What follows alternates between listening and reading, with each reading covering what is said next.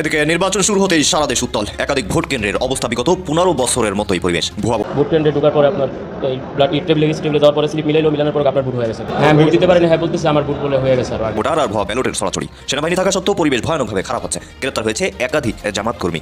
BNP chairman Tarique Rahman এই মুহূর্তে vote দিচ্ছেন। আমরা সেই খবরটি সরাসরি দর্শকদেরকে জানাতে চাই। তিনি তার কেন্দ্রে পৌঁছে গেছেন, এমন খবর আমরা এরই মধ্যে পেয়েছি। আমি একটু ঢাকার বাইরের খবরাখবর জানাবো। বগুড়া শহরের একটি ভোট কেন্দ্রে অনুপ্রবেশের চেষ্টা করায় লাঠিচার্জ করে ছত্রভঙ্গ করে দিয়েছে সেনাবাহিনী। ভূত্থান পরবর্তী প্রথম সংসদ নির্বাচনের ভোট গ্রহণ। তবে এবারের নির্বাচনে থাকছে না নৌকা প্রতীক। কার্যক্রম নিষিদ্ধ থাকায় পুরোপুরি কোণঠাসা আওয়ামী লীগ। এই অবস্থায় দেশের বাইরে বসেই এবারের ভোট বর্জনের ঘোষণা দেন দলের প্রধান ও সাবেক প্রধানমন্ত্রী শেখ হাসিনা। এবার বৃদ্ধাঙ্গুলি দেখিয়ে ভোটের মাঠে সক্রিয় দলের বেশ কিছু নেতাকর্মী। 20 বছর পর ভোট দেওয়ার জন্য আসছি, এখন আমার খুব ভালো লাগছে, খুব আনন্দ লাগতেছে। সবাই আগে আসছে, ভোট দিতে পারে না। অন্য টাইপে ভোট দিয়ে আসার সময় কেন্দ্রে ঢোকার সময় বলছে এই তোমার ভোট হয়ে গেছে, যাও এখান থেকে, যাও বাড়িতে যাও। এই জন্য আমরা আগে আসছি সবাই, যে সবার আগে যে ভোট দিব। 17 বছর হাত দিছি, খুব ভালো লাগছে। এই যাবত ভোট দিতে পারি 17 বছর পরে, খুব আনন্দ লাগছে ভোট দিতে। সুন্দর পরিবেশ। আমরা মনে করছি আমরা সরকার গঠনের দ্বারপ্রান্তে রয়েছি।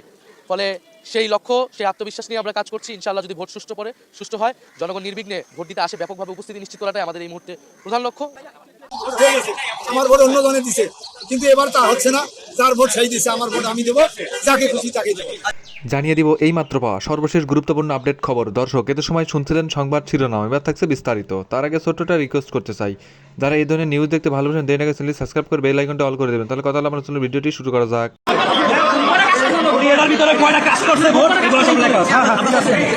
আমার কথা হচ্ছে আপনি লিখে রাখতে পারেন, স্বাক্ষরটা নিজে ওখানে করতে বলছেন, স্বাক্ষর করেন।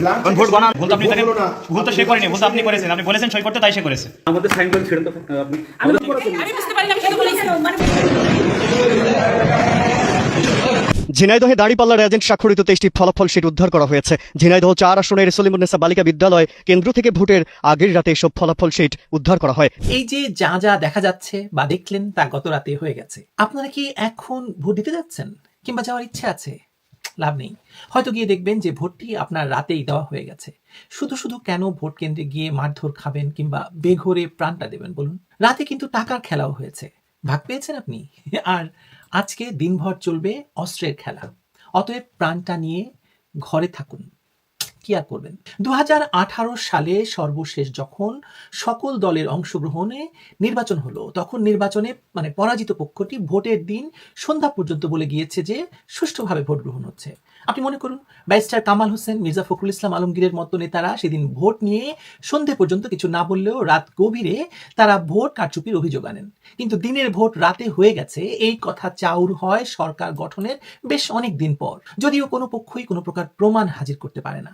অথচ ডক্টর মোহাম্মদ ইউনূস এখন এমন এক নির্বাচন করছেন, 11 তারিখ সন্ধে রাত থেকেই আসলে সামাজিক যোগাযোগ মাধ্যমে ভোট কেন্দ্র দখল করে সিল মারার শয়ে শয়ে ভিডিও ছড়িয়ে পড়ে। এভাবে মেটিকুলাসলি নির্বাচনের আয়োজনটি মেটিকুলাসলি উনি সম্পূর্ণ করে ফেলছেন ওয়াকার ইউনূস মিলিত সরকার।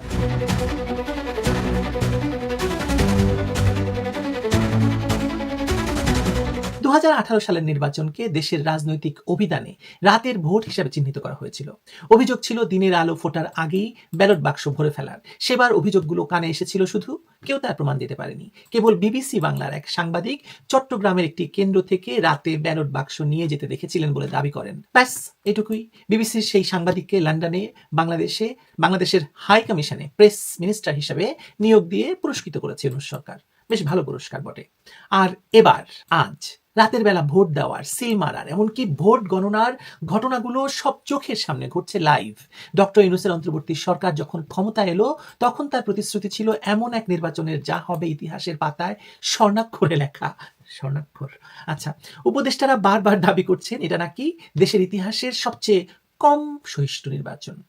কিন্তু বাস্তবতা হলো 11 তারিখ সন্ধ্যা থেকেই দেশের বিভিন্ন প্রান্ত থেকে যে চিত্র এবং সংবাদ আসতে শুরু করেছে, তা এই প্রতিশ্রুতিকে এক নির্মম পরিহাসে পরিণত করেছে। নির্বাচনের মূল ভিত্তি হলো আস্থা, আর সেই আস্থা জায়গাটি নির্বাচনের 48 ঘন্টা আগেই ধসে গেছে।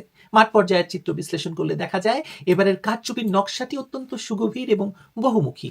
খুল্লা এটি কেবল কিছু দলীয় ক্যাডার দিয়ে কেন্দ্র দখলের ঘটনা নয়, বরং প্রশাসনের অন্দরেই চলছে এক অদ্ভুত সিভিল ওয়ার। বিএনপি জামাত এক সময়ের মায়ের পেটের দুই ভাই, এখন মারামারি কাটাকাটি হেন কিছু নেই যে তারা করছে না। সারা দেশের বিভিন্ন ভোট কেন্দ্রে পুলিশ এবং আনসার বাহিনীর মধ্যে যে নজিরবিহীন উত্তেজনার খবর পাওয়া যাচ্ছে তা রীতিমতো শিউরে ওঠার মতো। পুলিশের মাঠ পর্যায়ের কর্মকর্তাদের অভিযোগ, আনসার বাহিনী ভেতরে দীর্ঘমেয়াদী পরিকল্পনায় প্রশিক্ষণপ্রাপ্ত একটি বিশেষ রাজনৈতিক গোষ্ঠীর, বিশেষ করে ছাত্র শিবিরের সদস্যরা এর মধ্যে ঢুকে গেছে।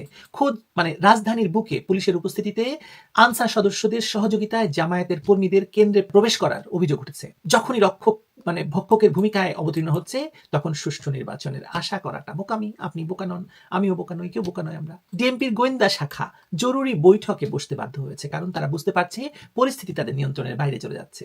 এটি আর কোনো বিচ্ছিন্ন ঘটনা নয়, বরং এটি একটি মেটিকুলাসলি সাজানো ছক, যেটা শুরুতে বলেছি। ঢাকার 6 নম্বর আসনের 43 নম্বর ওয়ার্ডের জুবিলি স্কুল অ্যান্ড কলেজে রাতের অন্ধকারে ভোট গ্রহণ শুরু হয়ে গেছে বলে দাবি করা হয়েছিল। আপনি কোনো ভাবছেন একটা বিচ্ছিন্ন ঘটনা? সারা দেশে একই রকম ঘটনা। নারায়ণগঞ্জের সিদ্ধিরগঞ্জের ধনকুন্ডা পপুলার হাই স্কুলে নির্বাচনী কর্মকর্তাদের সহযোগিতায় ব্যালটে সিল মারার ভিডিও ভাইরাল হয়েছে, যেটা আপনারা কিছুক্ষণ আগে দেখেছেন। ভোট কক্ষের মেঝেতে ব্যালট কাগজ ছড়িয়ে ছিটিয়ে থাকতে দেখা গেছে। ঝিনাইদহের কালীগঞ্জে ভোট শুরুর আগেই ফাঁকা রেজাল্ট শিটে পোলিং এজেন্টদের স্বাক্ষর নেওয়ার ঘটনা ধরা পড়ে গেছে। গাজীপুর 2 আসনে ভোট গণনাও হয়ে গেছে, ভোট হয়ে গেছে, ভোট গণনাও হয়ে গেছে। এই যখন পরিস্থিতি, তার মধ্যে আবার উত্তেজনাকর এবং উদ্বেগজনক বিষয় হচ্ছে আইন শৃঙ্খলা রক্ষাকারী বাহিনীর ভেতরে রাজনৈতিক প্রভাব নাকি বেড়েছে। পুলিশ এবং আনসার বাহিনীর মধ্যে বিএনপি জামায়াত বেশ সারা দেশেই বেশ গ্যাঞ্জাম তৈরি হয়েছে। অভিযোগ উঠছে যে আনসার বাহিনীর বিভিন্ন প্রশিক্ষণপ্রাপ্ত শিবির সদস্যরা পরিকল্পিতভাবে অবস্থান নিয়েছে। রাজধানীর বিভিন্ন কেন্দ্রে পুলিশের চোখের সামনেই আনসার সদস্যরা নির্দিষ্ট রাজনৈতিক কর্মীদের ভিতরে প্রবেশ করার কথা সুযোগ দিয়েছে, সেটা আগে বলেছি। হাতিরঝিল এলাকায় ভুয়া সনদ এবং অর্থের বিনিময়ে প্রশিক্ষণবিহীন 330 জনকে নির্বাচনী দায়িত্বে নিয়োগের অভিযোগ ওঠার পরে তাদেরকে সরিয়ে দেওয়া হয়েছে। তার অভিযোগটা সত্য। যে সরকার দেশের ইতিহাসের সবচেয়ে শান্তিপূর্ণ, সবচেয়ে ইতিহাস সৃষ্টিকারী নির্বাচনের প্রতিশ্রুতি দিয়েছে, তারা তাদের আমলেই মৌলভীবাজার, নীলফামারী, পটুয়াখালী, ফেনী, চট্টগ্রাম, ফরিদপুর দফায় দফায় সংঘর্ষ হচ্ছে। বরগুনায় কি হয়েছে আপনারা দেখেছেন। কোথাও বোমা ফাটছে, কোথাও মারামারি হচ্ছে, কোথাও আগুন লাগানো হচ্ছে। খোলা অস্ত্র নিয়ে এই ক্যাডাররা ঘুরে বেড়াচ্ছে। 12টিরও বেশি ভোট কেন্দ্রে আগুন লাগানো হয়েছে। এমন পরিস্থিতিতে মোহাম্মদ ইউনূসের উপদেষ্টারা দাবি করেছেন যে এটি হচ্ছে ইতিহাসের সবচেয়ে কম সহিংস নির্বাচন, কিন্তু বাস্তবতা সম্পূর্ণ ভিন্ন।